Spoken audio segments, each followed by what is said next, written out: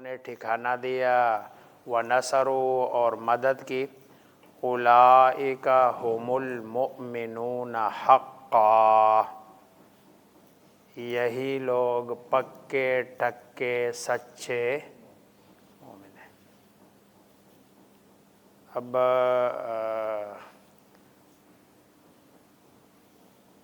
1400 سال بعد اگر آج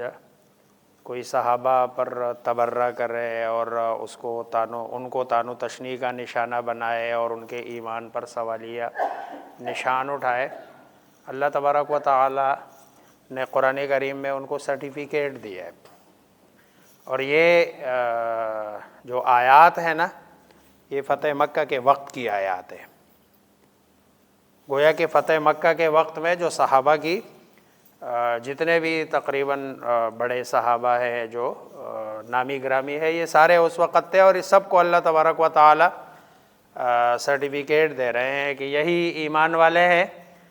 اب دیکھو جملہ دیکھو نا، اولئک یہی ہم، دوبارہ پھر اس کو دہرایا کہ وہ المؤمنون، مومنین سے گزارا نہیں ہوا تو الف لام داخل کیا، المؤمنون کہ مومنین ہے۔ اس سے بھی جب نہیں ہوا تو آگے فرمایا حقا، پکے ٹکے سچے مسلمان۔ لہم مغفرۃ، انہی کے لیے بخشش ہے۔ ساری باتیں انسان ہے، انسان زندگی میں ہوتی ہے، انسان سے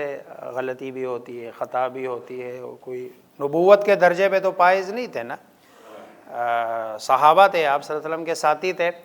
تو وہ جتنا ہے اللہ تبارک و تعالی نے انہیں مغفرت کا پروانہ بھی دے دیا۔ ورزق کریم، اور اللہ تبارک و تعالی نے بہترین رزق کا بھی ان کے لیے انتظام کیا، دنیا میں بھی اور آخرت میں بھی۔ والذین آمنوا من بعد، اور وہ لوگ جو ایمان لائے، من بعد اس کے بعد، وہاجروا اور انہوں نے ہجرت کی، وجاہدوا معکم اور وہ لڑے،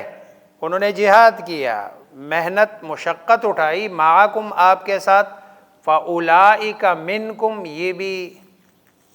تم میں سے ہے۔ مراتب میں فرق ہو سکتا ہے، لیکن مومن ہونے کے اعتبار سے یہ بھی ان کے ساتھ برابر ہے، اور جو شرعی احکامات ہیں وہ سارے انہی کے لیے ہے۔ کل کے سبق میں پڑھا تھا کہ انصار اور مہاجرین نے جو آپس میں ایک معاہدہ کیا تھا کہ بھئی تم ہمارے وارث، ہم تمہارے وارث، اور اس کو اسلام نے بھی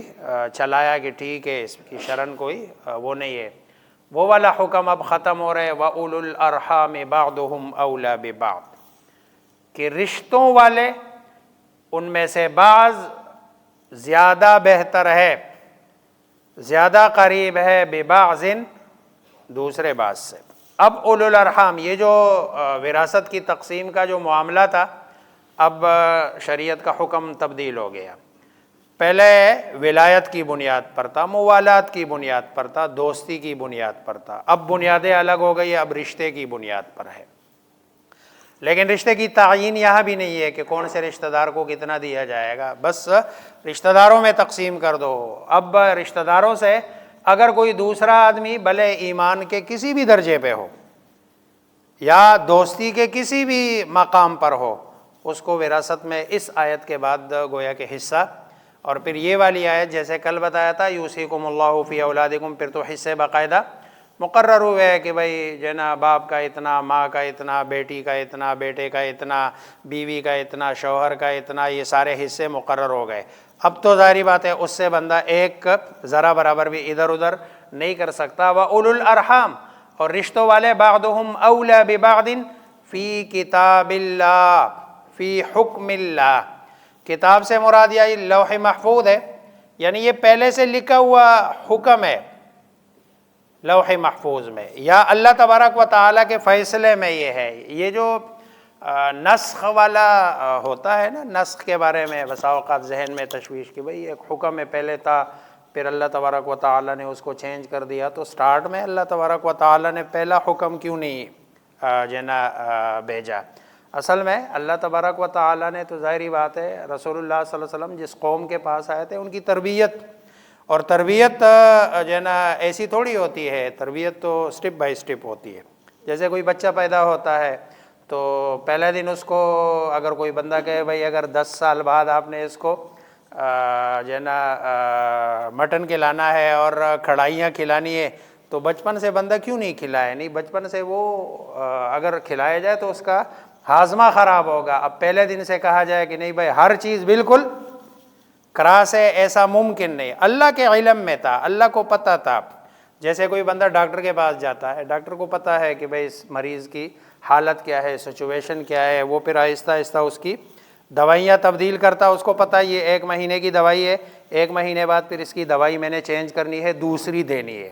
2 مہینے بعد وہ دوائی چلائے گا، 2 مہینے کے بعد۔ لیکن پہلے دن اگر وہ مریض کو کہے نا کہ بھائی آپ کے لیے یہ دوائی 1 مہینے کے لیے، یہ 2 مہینے کے لیے، یہ 4 مہینے کے لیے، اس کے بعد دوں گا، مریض کہے گا یہ پہلے 2-3 مہینوں والی دوائی سائڈ پر کر دے، مجھے آخری والی دوائی دے دے جو اس کے لیے نقصان دہ ہوگی۔ اسی طرح شریعت کا حکم بھی ہے قرآن میں، جیسے اللہ فرماتے ہیں ما ننسخ من آیت او ننسها نأتی بخیر منها او مثلها، لیکن اللہ کے علم میں ہوتا ہے کہ یہ حکم جو ہے نا اللہ تبارک و تعالی جب بھی کسی حکم کو نازل فرماتے ہیں تو اللہ کو اس کو ٹائم معلوم ہوتا ہے، لیکن اللہ ہمیں نہیں بتاتے کیونکہ وہ ہماری حکمت کے موافق نہیں ہے۔ ورنہ اگر کچھ جو ہے نا وقت کے لیے ہو اور بندہ کہے کہ بھئی یہ حکم تو بعد میں ختم ہو جائے گا، اس لیے اس کی طرف اتنی توجہ بھی نہیں ہوگی۔ تو یہ ہے ناسخ اور منسوخ کا اصل جو ہے نا وہ والذین آمنوا، اور وہ لوگ جنہوں نے جو ایمان لائے، وہاجروا اور ہجرت کی، وجاہدوا اور جہاد کیا، فی سبیل اللہ اللہ کے راستے میں، والذین آووا اور جنہوں نے آووا ٹھکانہ دیا، ونصروا اور مدد کی، اولئک یہی لوگ، ہم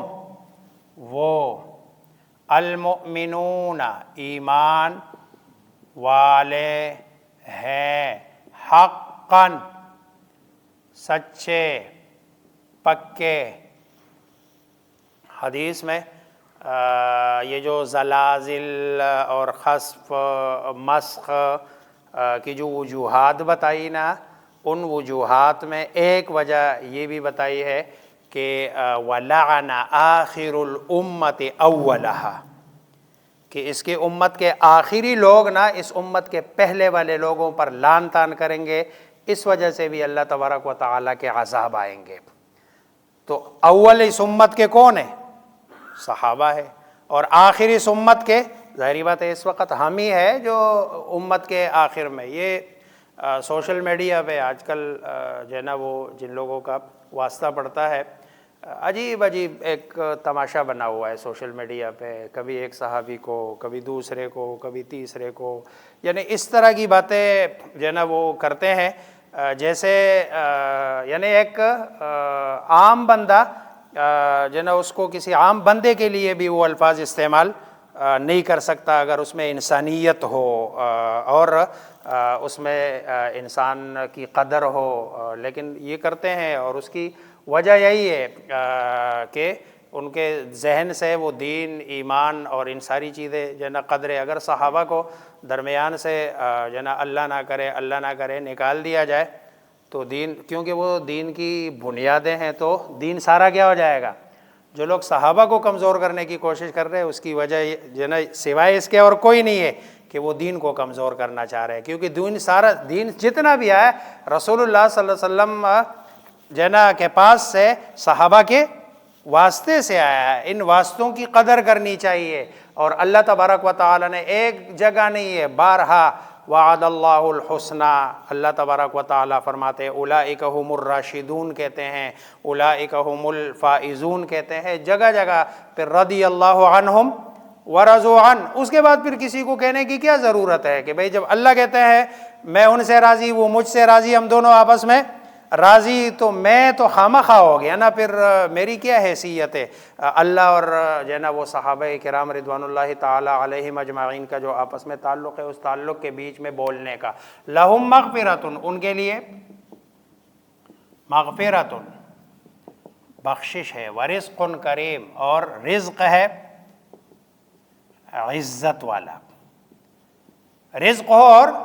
عزت سے ملے. رزق تو ہر بندے کو ملتا ہے، لیکن رزق جو عزت والا ہے یہ اصل اللہ تبارک و تعالیٰ کی نعمت ہے. والذین آمنوا، اور جو لوگ ایمان لائے، من بعد، اس کے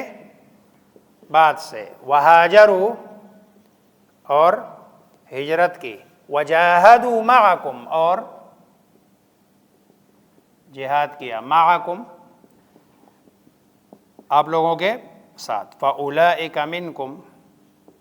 بس یہ لوگ، منکم تم میں سے ہے، واولو الارحام، اور میں پہلے بھی بتا چکا ہوں یہ اولو یہ ذو کی جمع ہے. جیسے ذو کا معنی والا ہے، اولو کا معنی ہے والے. اچھا، اور یہ عجیب جمع ہے جس کا مطلب ہے ذو اور اولو کا آپس میں کوئی تعلق نہیں ہے، لیکن اولو یہ ذو کے جمع کے طور پر استعمال ہوتا ہے.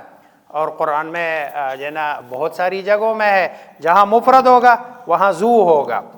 اور جہاں جمع تو وہاں اولو ہوگا. وَأُولُو الْأَرْحَامِ، اور رشتے والے، بعضهم ان کے بعض، اولا زیادہ، بہتر، زیادہ، قریب، ببعض بعض سے، فی کتاب اللہ اللہ کے فیصلے، اللہ کے حکم، فی کے مطابق. ان اللہ بکل شیء علیم، یہ ایک حکم کو دوسرے حکم سے تبدیل کرنا، ان سب کو اللہ جانتے ہیں کہ اللہ تبارک و تعالیٰ کی اس میں کیا حکمت ہے. اللہ مجھے آپ سب کو سمجھنے، عمل کرنے کی توفیق عطا فرمائے.